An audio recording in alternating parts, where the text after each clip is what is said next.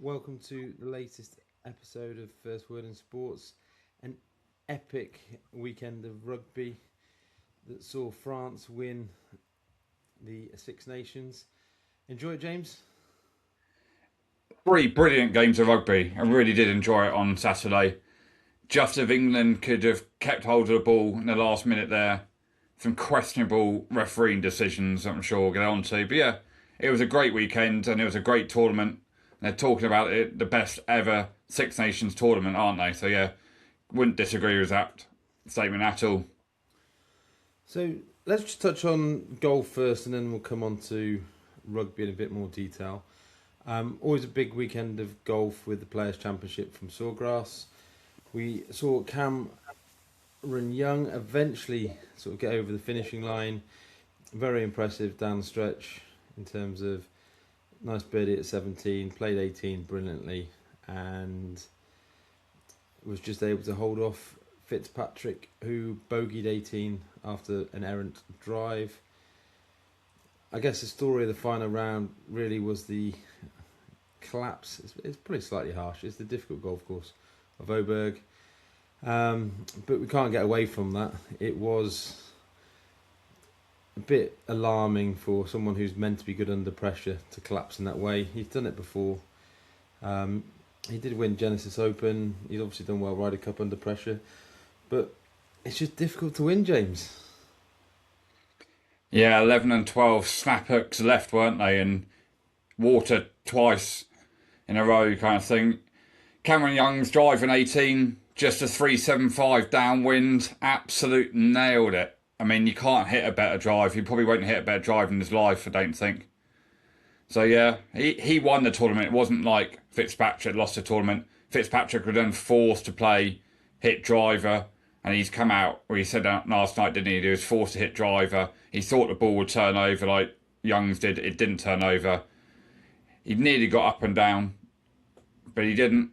Puts it by, and yeah, Young gets on the winning first win kind of thing. Yeah, so fair play to him. He won that. He won that. It's not like someone gave it to him. Good result for Bob McIntyre and Xander Schauffele as well to get in the top five as well. So and Brooks Koepka finished. Well, I know he finished double bogey, but he looked like someone who's kind of getting back to it. He just can't putt at the moment.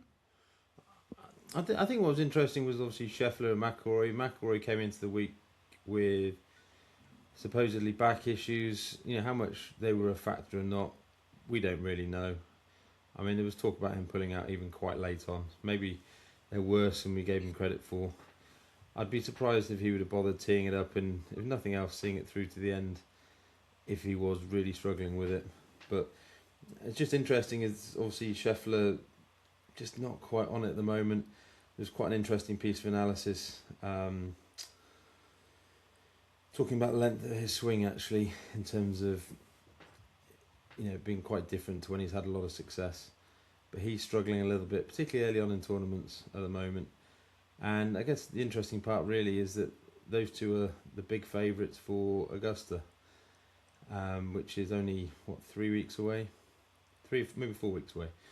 And, you know, it'd be interesting to see if they can find a little bit of form between now and then. Yeah, first time you've really seen Scheffler not really perform for the third week in a row, really.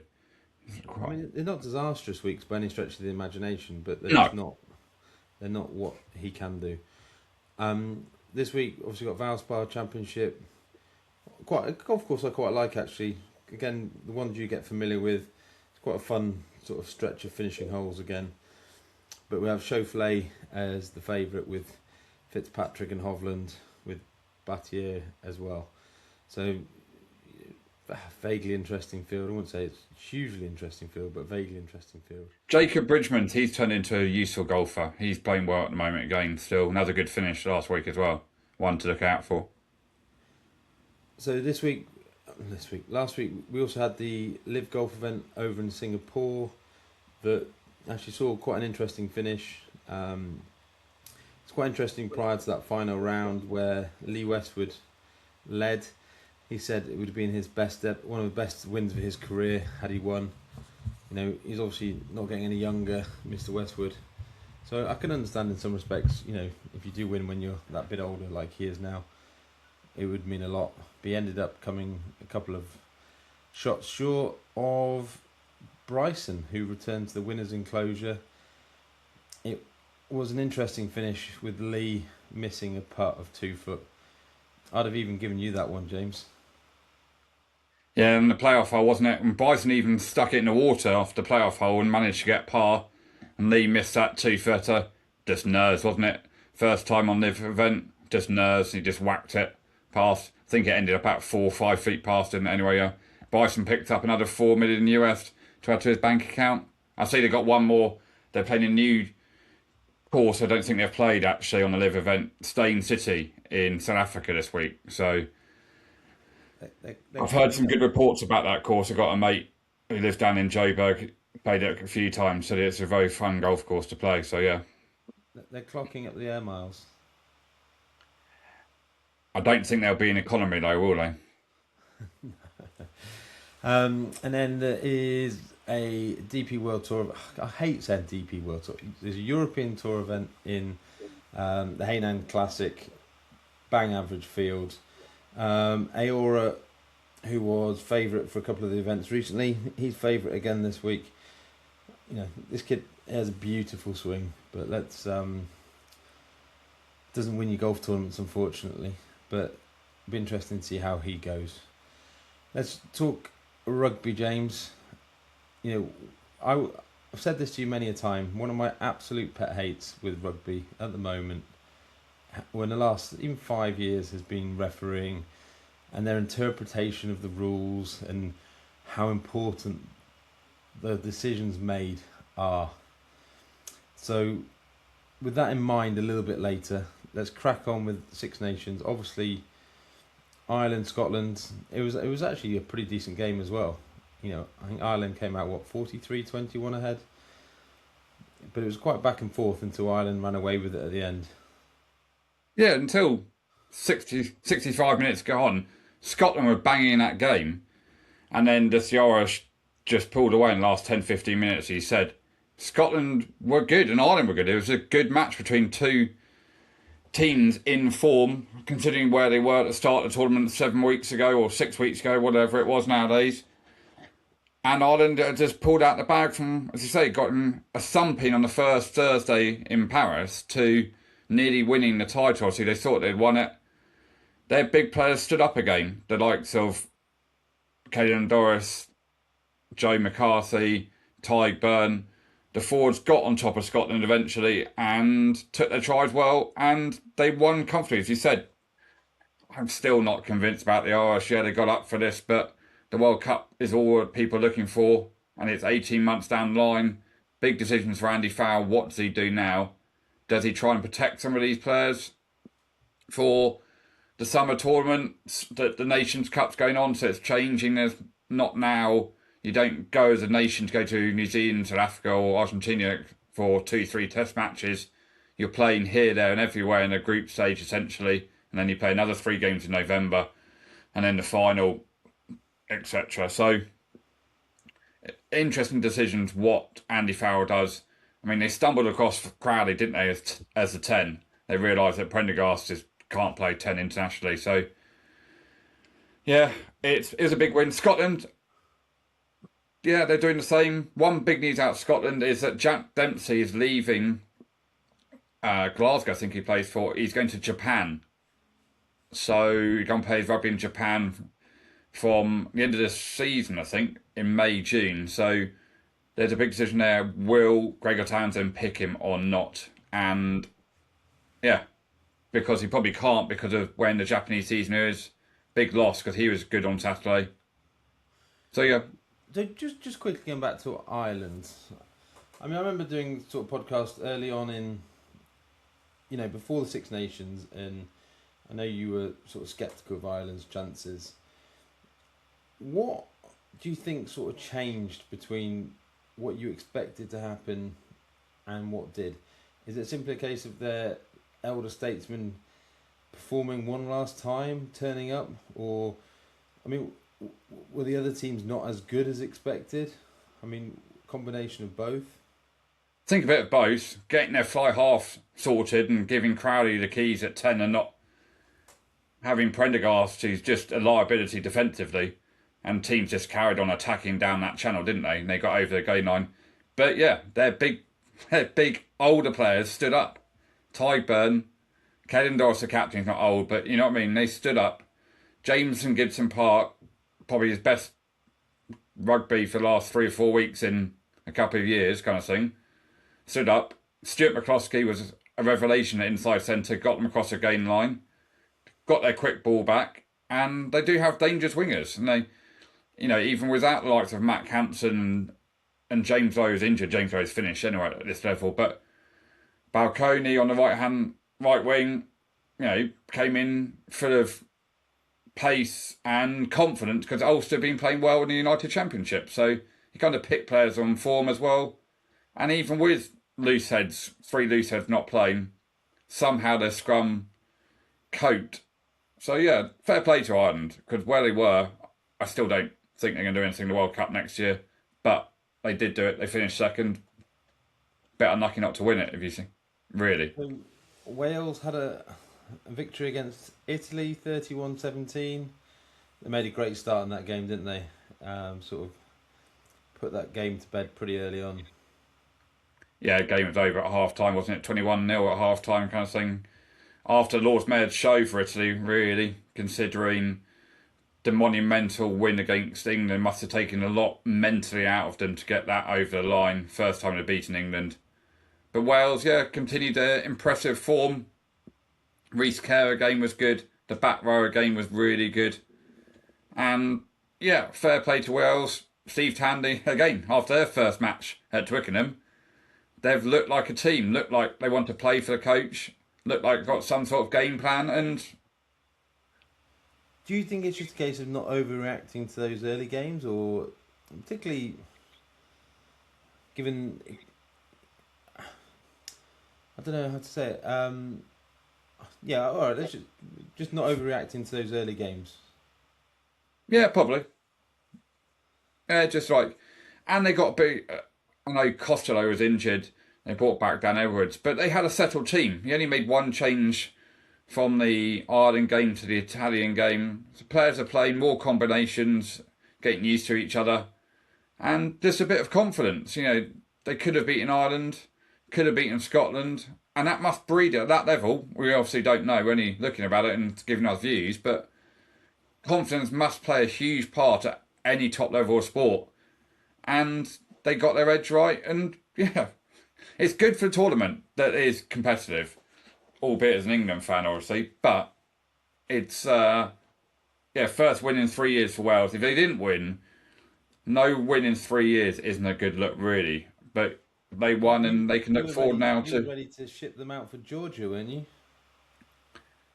Well, there was an awful lot of noise, hasn't there been, about Italy in recent years, that why is there not a relegation battle between Georgia or Romania, whoever, or Spain or Portugal, wherever it is. Remember, Portugal were fantastic during the last World Cup in France. So, and those games still go on between those nations. Why not have relegation and promotion in why is it a closed shop? Shouldn't really. Money. Games. Money. And yeah. Okay, let's move on to the big game. France 48, England 46. I mean, pretty epic game, all said and done.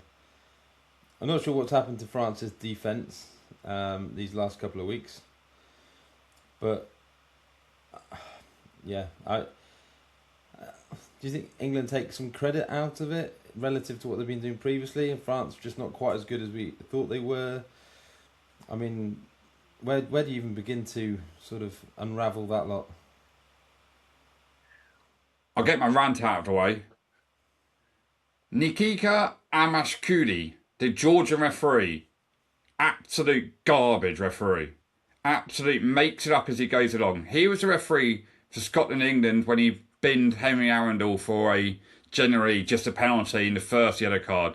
Never a yellow card. Changed the course of that game, really.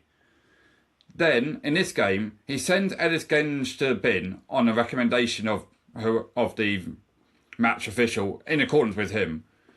France get 21 unanswered points while Genge is in the bin between 2 minutes in before half time, and then 8 minutes half time. 21 unanswered points.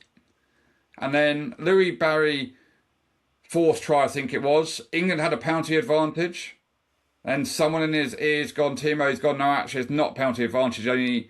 It's just a knock on, not a deliberate knock on. England kick the ball away, France turn it over, they score. So England are going, well, hang a minute, there's two major decisions that you've just changed and the game completely, the momentum of the game. And then at the end, you give a high shot. At the end, we see no replays of it, by the way. Surprise, surprise. I've seen it. It probably is a high shot and there's a deliberate knock on as well at the end. So kind of get away with it. But that ref gave every decision to the French. And the French, by the way, what on earth were they wearing that light blue jersey? And who from World Rugby allowed that? That ruined the spectacle in terms of very hard to see, especially after a couple of beers during the day. Who was who anyway. But yeah, fair play to England. Finally, they realised you can't have 3 number 7s in your back row. You have to have some sort of ball blast in the back row, gain line, get across the gain line, and have an extra line-out jumper. Ollie Chesham was a performance that finally he's come of age in the last 18 months. And that might just be because he went down to the Lions tour last summer. He should have gone underneath the post, really. I was going to say, it's just a shame he lost direction, James, as to where he was.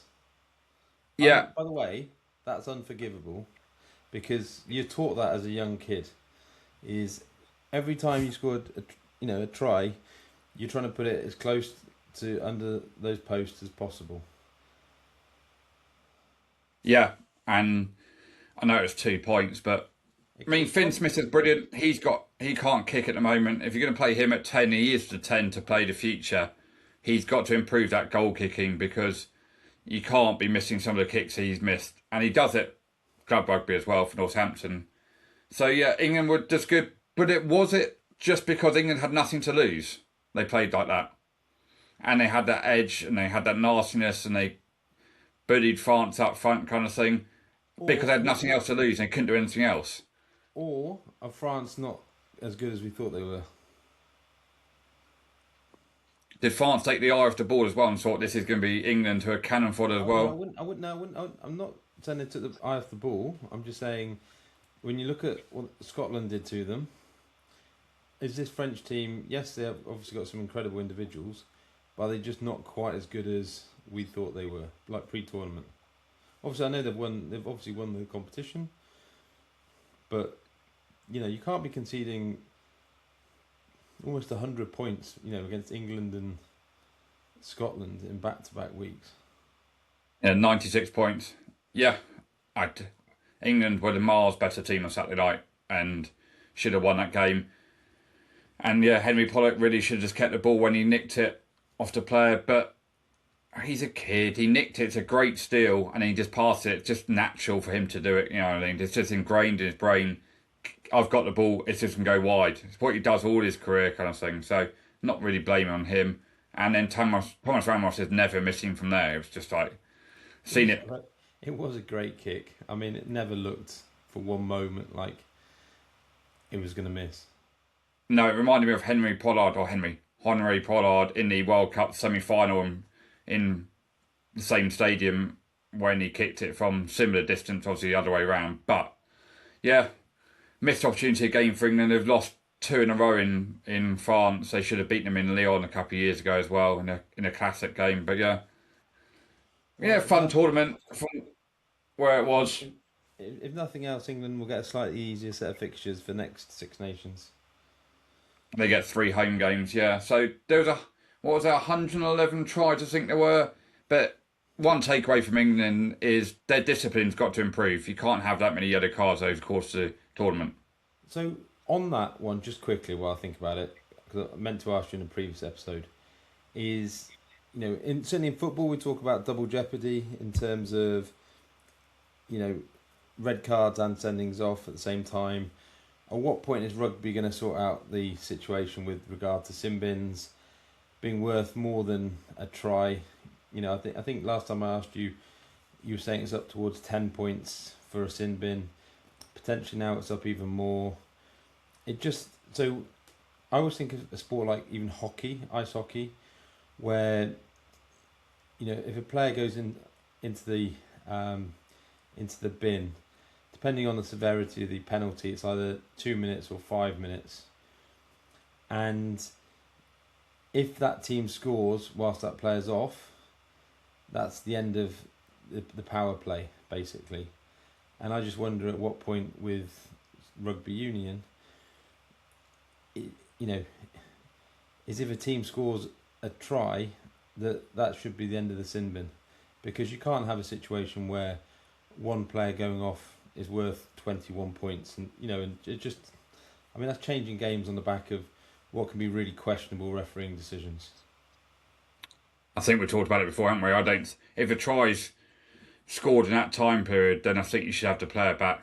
You can't be having a decision made like that on Ellis Genge, given a penalty try and a yellow card for that, which is, some referees wouldn't even give that as a penalty, let alone a yellow card and 7 points. I think they should go down that route. They won't, but I would. But there you go. Just another point. Go on. The point is, it doesn't make any sense as it is at the moment. Like, how can the punishment be more than what they're trying to stop effectively with a try or a penalty try? It just doesn't make any sense for the punishment to be greater than that. Agreed.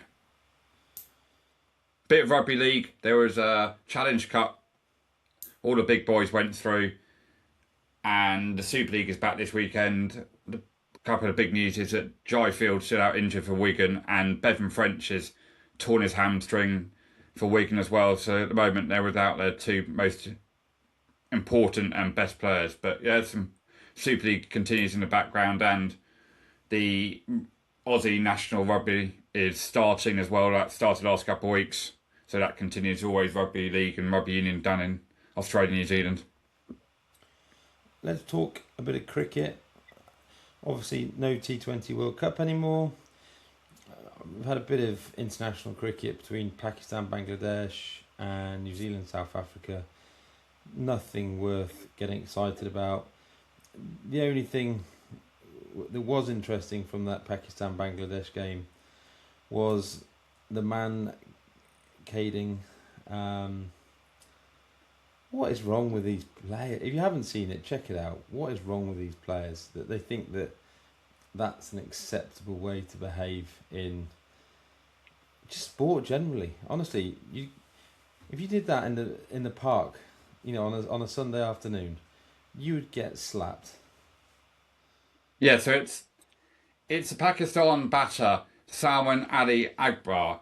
He was the non-striker, and the ball came back to him, and he was going to go and pick the ball up, and he moved out of the crease, and then the Bangladesh bowler threw the stumps down, and he's miles out, obviously. They've appealed, and at this point the game's over anyway. They're 200 whatever they are anyway in a one-day game, and then the umpires, they can't do anything anyway.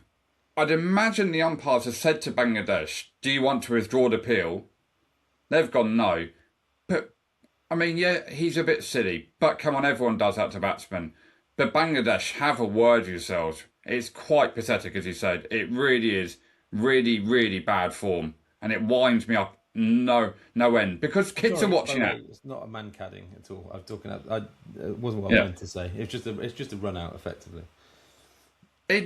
Kids will now think that's acceptable to be done. And then, to top it all off, the Pakistan lad is being fined by the ICC, and reprimanded. I think, has he been fined? No, there's not. He escaped a fine, sorry. But he's been reprimanded for his, because he threw his helmet and his gloves to the ground after being given out. Shaking my head. I do think sportsmen have a responsibility to behave in an appropriate manner, like in terms of kids and stuff, and set a good example. I mean, I understand the desire to win, but I don't see what pleasure behaving like that gives you in terms of winning. I just don't get it. Maybe I like to think I'm quite competitive, but I just don't. I don't see what joy that would. I don't see what that gives you, particularly in a meaningless ODI game as well. I don't know. Yeah, let's move on. Other cricket news. Liam Livingstone's given an interview, the ex-England player, who will be an ex-England player at the moment. He's just about to go and join the IPL, which starts on the 28th of March. Giving an interview to all the news people here, Quick Info as well. Basically saying, I don't miss England at all. I haven't heard from the England team since I was dropped. I've had 2 1-minute phone calls. I was told I was training too hard. Basically, Rob Key's just an absolute so-and-so. Doesn't miss playing for England at all, saying the culture is completely wrong. It's an explosive interview. But there's nothing there that is honestly surprising. I mean, that would be the concerning thing in terms of when you talk about cultures, is that doesn't surprise me about Rob Key and the way he's sort of dealt with it. It doesn't surprise me that England's a closed shop. We've seen that with the way they select their players. Yeah, and he said, Rob Key, when he spoke to him at the end of last year, September last year, after his central contract run out, he said, I've got 100 other things just before I speak to you, or something along those lines. It's not the way to treat an international cricketer that was your captain, by the way, not long ago before, in an ODI. Took over. So, yeah. And, less than a minute conversation. So, it doesn't surprise me. It shouldn't really surprise us with Key and McCullen. How he keeps a job, I do not know. It's so frustrating. But, yeah. Just, we've talked about it before, is Key doesn't have the CV to back up his sort of attitude, his behaviours. He just doesn't have the track record of success that I think he thinks he does. Yeah, and the England men, he's only in charge of the England men, Robert Key, their performance has been average since he took over. And one final thing, so Liam Livingstone's actually going to Sunrisers Hyderabad for the IPL. So, not all bad news for Liam Livingstone. Big I do like him. Yeah, big money. Yeah, because he is a good fielder. He can strike the ball and he can bowl off spin and leg spin. And he's a captain. I mean, multi-format, I think England would have been a better team having him around in that World Cup just gone.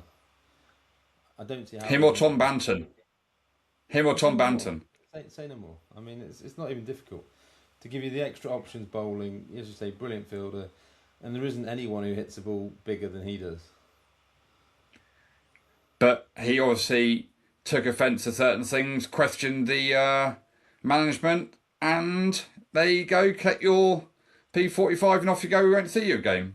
Doesn't surprise me. And then one other thing, I'm not going to talk about it much, is Sunil Gavaskar's come out today and made a ridiculous comment about the Sunrisers lead signing of Pakistan spinner Ahmed, saying he indirectly contributes to the deaths of Indian soldiers and civilians. I think, Mr. Gavaskar, you need to have a word with yourself. Come out and apologise for your comments, because they are not good comments. I hear those sorts of things, and I just don't know why TV companies and everyone would employ him. Obviously he was a great at the game, but that was many, many years ago now. He's so out of just ridiculous. I mean, let's leave it at that. Last week we had some more darts, Premier League, Nottingham. We saw Clayton win again. And impressive. So, in the semi-finals, Humphreys actually beat Littler for once. Close game, but in the end, Humphreys got the job done.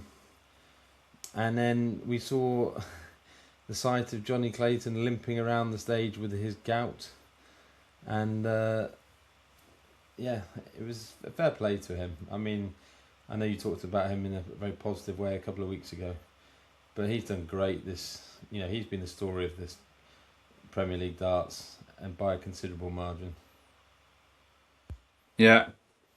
Had a small wager on him to win the UK Open. Obviously, got quite close in the end. But yeah, so you got that on. And there was a bit of bit of naughty crowd action at Nottingham, wasn't there? Whistling and putting the players off. It wasn't really a good look for.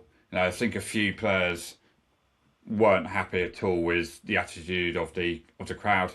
So this week they're in Dublin. Obviously, it's St Patrick's Day tomorrow, the 17th. So in Dublin on Thursday night for week 7, and you got the Belgian Darts Open from. I'm not going to even try and pronounce it in Belgium on Friday to Sunday because it's about a 15-letter word, and I don't want to butcher it.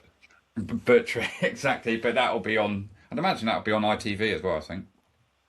One thing just quickly I don't understand is that I don't understand why, with all the whistling. I mean, unless you're desperately hating a player, what are you hoping to achieve by doing it? You're ruining the spectacle that you're watching. It just, I don't know, it seems brain dead. Did you not see that rumour? I don't think it was last year or the year before, that for betting purposes. I mean, look, I haven't heard much about that. I mean, it makes sense that as all these sports embrace betting more and more, particularly individual sports, is that you'd get crowds trying to influence. It could happen at things like golf and things like that, where you're shouting out on people's backswings. If you've got a large amount of money on that player, succeeding or otherwise, so I can understand it a little bit, but Look, that was a brief rumour. I think it was 2 years ago now that it was. But I mean, who knows? But yeah, it's not good form at all. So we had Formula One China. This is going to be a really boring season, I sense. Wacky races.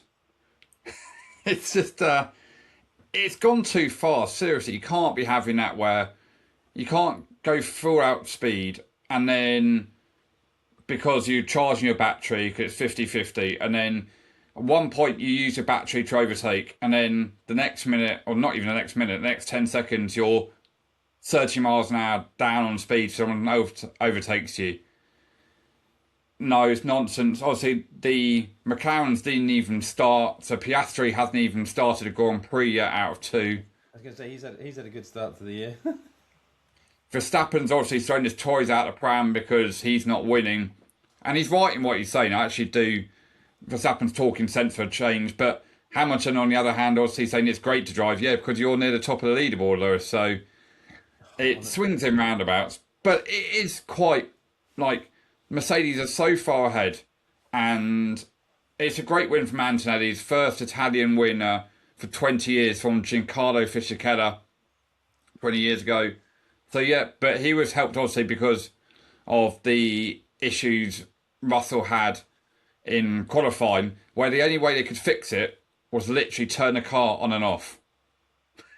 It's just that's how it's become. It's just become like a PlayStation game. I'm intrigued to see how Antonelli does, because we touched on him a few weeks ago in terms of if these Mercedes were going to be dominant, that the price discrepancy between the two seemed a bit on the large side, given how highly rated Antonelli is. Yeah, he was 10-1, I think, and now he's 3-1, second favourite, well clear. I mean, there'd be a complete carve up if one of those two boys don't win the title. But yeah, they've cancelled the Bahrain and Saudi Arabia Grand Prix, haven't they? Felt inevitable, didn't it? Yeah, so it's now down to 22. So I think, are they racing this weekend? I think they've got a race this weekend, and then they've got like a month off. So are they not in Japan this weekend? I think they are. They are in Japan. No, not this weekend. The 29th, Sunday the 29th, they're in Japan. So, and then they've got a month off essentially. I was going to say 3 back-to-back Grand Prix would have been punchy. Yeah, then they've got a month off because the next one is in Miami on the 3rd of May. So, yeah, it's just a bit boring. I mean, I think Sky was saying that they should, if they want to go down this way, why don't you just, you've got other forms of driving that has this way, or Formula E, it's battery powered. People should, allow F1 just to be what it is, people driving flat out all the time kind of thing. It's gone too far. It's not really enjoyable, really. So let's talk a couple of US sports. So in the NFL, last time we talked about it, it looked like Max Crosby was going to go to the Ravens for a couple of first round draft picks. Weirdly, I mean, he has had a history of knee injuries, and they decided they weren't happy with what they were looking at in terms of medical. So the Ravens backed out, and then literally the next day they went and signed Hendrickson, who used to be at the Bengals. So as a free agent, the difference is they have to sacrifice the draft picks to get him. There are a lot of question marks in terms of the sort of decision making from the Ravens, how you can pivot from one to another so readily. And then obviously elsewhere in the NFL, there's just been a few small sort of roster moves. I mean, Justin Fields today, players like that, they're not game changers particularly. He's just been brought back as a backup to Mahomes, who's obviously recovering from an ACL. Whether he'll be fit for the start of the season, who knows? At Kansas there, I mean, it's only 9 months, and that's quite a short turnaround for an ACL, really, as we know. And then we had Shea Gilgeous-Alexander. He did break the record of 20-point games. But yeah, so American sports, it's not been a hugely exciting week at the moment. You got MLB starts soon in the next week, couple of weeks, isn't it? It's just pre-season stuff at the moment. And then we had a bit of horse racing, James. Cheltenham. Gaelic Warrior, very, very impressive in the Gold Cup. They knew, didn't they? They knew. They did know, James. You know, I can't say too much, but I did touch on the last podcast that I suppose on a journey back on the Tuesday evening, I spoke to someone who's quite close to various things, and they were very confident of Gaelic Warrior putting in a big performance. And honestly, I don't think anyone could have dreamt of it being as big a performance as it was. Yeah, I mean, he's given a Racing Post rating of 182, which is just similar levels to Galloping Deschamps. Yeah, he just hacked up. I mean, Jukebox Man didn't get the trip, didn't really like going up and down Cheltenham.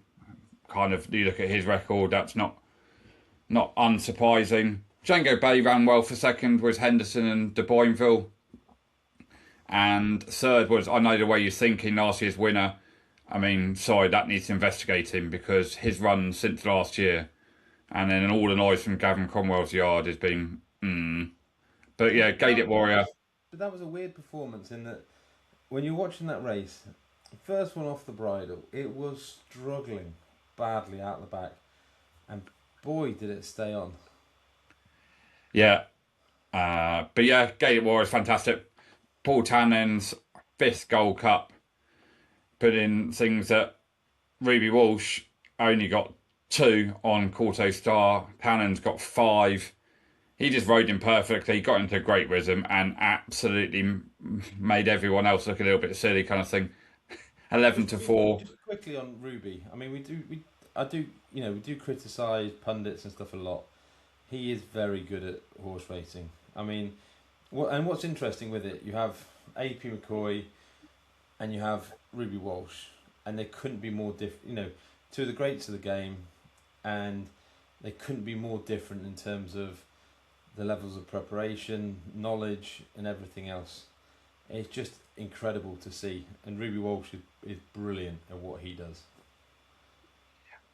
Absolutely. His analysis of a race very quickly after the race and spotting things from where the jockey's positioning the horse, the way he's riding, how he's holding the whip, showing it, whatever it is, it's just brilliant. It's great analysis. And to be fair to horse racing, their analysis of races on Racing UK especially is fantastic.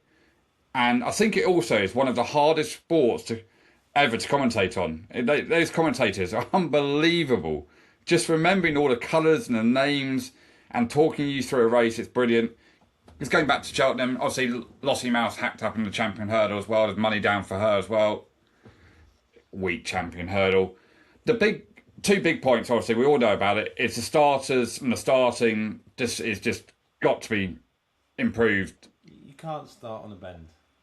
Can't start on a bend on those races. Just either just make it into a straight line. That's all you have to do. Or do what Ruby Walsh has been saying, is bring a tape. So when they're walking, bring a tape along with them and then lift it up. And talking to starters, they started a Gold Cup nearly 100 yards from the line, that kind of thing, of racing. It's just ridiculous. So, yeah, that needs to improve. And I've totally lost my train of thought about the other one. Oh, Factor File not running in Ryanair. So, I'm sorry, but you've got to have some sort of discussion about this. They knew, there was rumours all day, all morning, that he wasn't going to run, right? So if you're placing, the market spoke because he drifted like an absolute barge, and that Ryanair was a weak race anyway. John Bourne's putting it because they probably knew that he wasn't going to run Factor File. But I'm sorry, you cannot have a horse being withdrawn in a Grade 1 45 minutes before the race. If you want to withdraw your horse on ground conditions, you have to do it an hour before the start of the racing.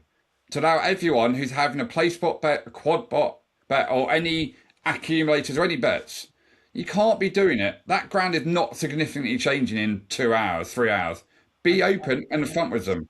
I did see a ton of betting slips on social media with Factor File as one of the sort of runners in it.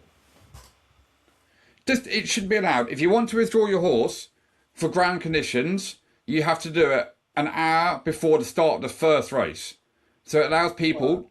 Well, the argument to that would be that if the clerk of the course has got the ground conditions wrong, or there is a torrential downpour... Yes. Yeah.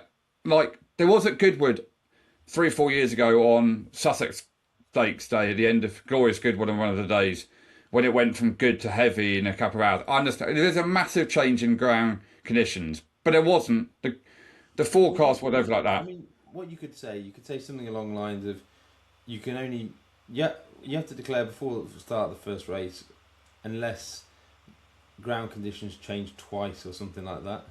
So if there's 2 official going changes, or something like where there's significant changes, because as you say, everyone knew that horse wasn't running.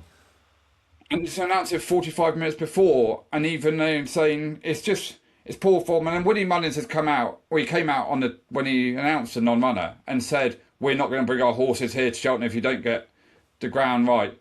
Well, Willie, also, if you knew that you weren't going to run him in the morning, because the betting market suggested he wasn't going to run, why are you waiting? So you can't have it both ways, Willie. You've got to treat people have got to be respectful to punters as well. Well, what he can't have is, it's not for him to dictate what the ground is. Yeah, exactly. You know, he actually wanted a bit more cut in the ground, but it's not for him to say, oh, you know, it has to be a certain way, or we're not going to bring any horses here. I mean, get out of here. Any other things catch your eye this week, James? I just want one last thing on horse racing. Obviously, the Grand National is on the 11th of April, so there's a 4-week gap this year, so you might see some good horses who are still staying in training. I don't think Old Park Star, the Supreme winner, will be running. They said he's going to go chasing next year, so that's a bit of a shame. But Grand National prices, moment Iron Maximus, Grand Clare West, Jaguar, Oroco are all around the 10 to 1 mark. So there's about 4 favourites there. And the Punchestown Festival, where we'll see all these Irish horses again, starts on the 28th of April. So yeah, there's still some horse racing for the Jumps fans. I saw the Irish Lincolnshire had run yesterday at the Curragh, so bang, straight away into a flat meeting. And Mr. Flat himself, Aidan O'Brien, talking up Albert Einstein as one of his best ever horses. he will go straight to 2,000 guineas in May at Newmarket, the first classic of the season. I feel like we hear this every year. Son of Wootton Bassett. So yeah, Wootton Bassett's turning out to be a decent sire. But yeah, Albert Einstein, not a bad name. But yeah, so that was a big fat news this morning from Mr. O'Brien. No, going back to your original point about what's going on this week. There isn't really much, I don't think, is there, really? Top of my head. It feels like a relatively quiet week, I think, in terms of after the Lord's Mayor. We've had obviously big golf, we've had big rugby, we've had big cricket recently. No Formula One. It's going to be a relatively quiet week. I mean, lots of football, obviously, which fills the void, but we'll save that for the other podcast. All right, James, thank you as always, and we will catch up soon. Enjoy the golf this week, Luke. Don't lose too many balls down in Kent. That's just a shame you pussied out of it, James. Language, children might be watching. I don't want to embarrass you off the first tee when I take 5 off the tee or something down at Princesses tomorrow, or whenever you're playing. But enjoy anyway. Cheers. Cheers. Goodbye.